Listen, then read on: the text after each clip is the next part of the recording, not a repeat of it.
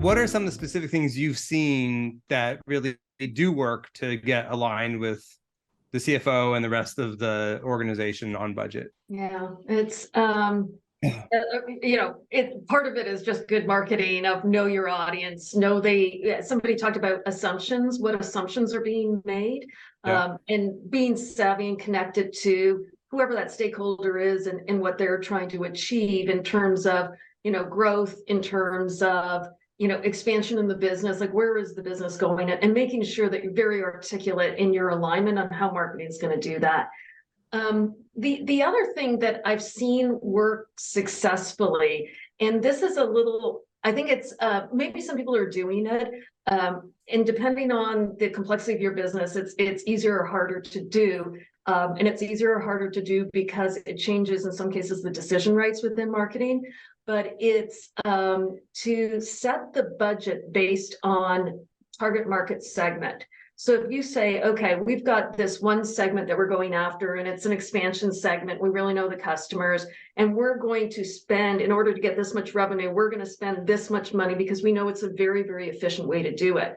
Over here, this is a new expansion for the business. We know it's going to cost more, so we're going to spend this much to get this much revenue, and not worry as much about like the mix underneath that, but think of it more in terms of it's an E to R based on the market segment that you're going after. Part of that's challenging, like internally within the marketing organization, because oftentimes marketing budgets are set out by, here's the event budget, here's the field marketing budget, here's the technology budget. But if you can peel out the pieces that are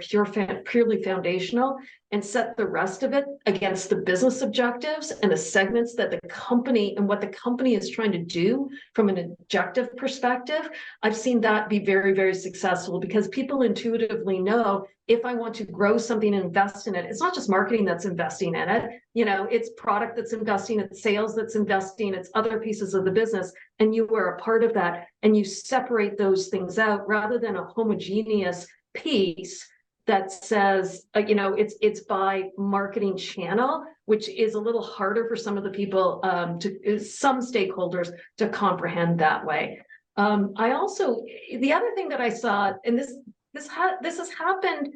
a couple of times in the past, but I'm seeing more and more of these conversations happening. A lot of organizations think about the budget from an SG&A perspective. So take G&A out of it, but they're looking about sales and marketing together. And this goes back, John, to what you were saying at the very beginning about how the buyer's journey and the people in the buyer group and that behavior is changing. And I've had successful conversations on behalf of clients, and seen clients have successful conversations where we're looking at the sales and marketing expense together to say, we're going to keep the SG&A the same, but we're going to start to shift how much is spent on sales and marketing because the motion is changing. That becomes an easier conversation at a segmented perspective, because you can start to say, well, these deals and this part of the marketplace absolutely needs more salespeople, so you should have more money over here. But this part of the marketplace, people are doing a whole lot more self-serve. And so marketing should have more money over here. And almost every time I've had that conversation, it's ended up with marketing getting more money. It's at the expense of sales, but it's done with sales and with finance because they understand it in a more segmented view. Now, you have to have a salesperson that is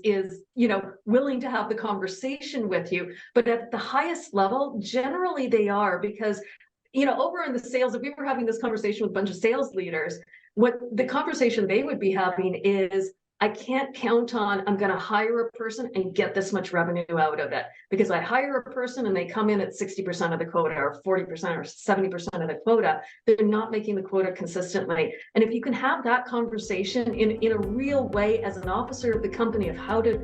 build the business properly, I've seen that be successful as well. So those are kind of two different approaches.